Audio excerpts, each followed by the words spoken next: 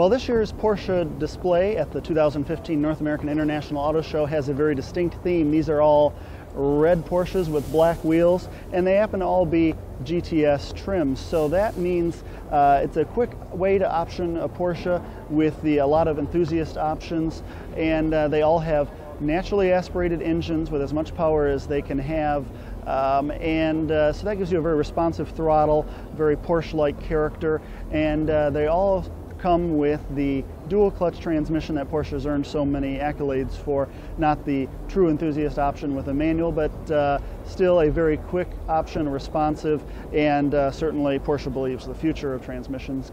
So nice looks to all of these vehicles. They are not cheap though. None of these, even the Boxster and the Cayman here in the middle, which are really Porsche's entry-level models, are available for any less than $100,000. So on top of that, Porsche has introduced another model to the available GTS trims, and that is the 911 Targa behind us.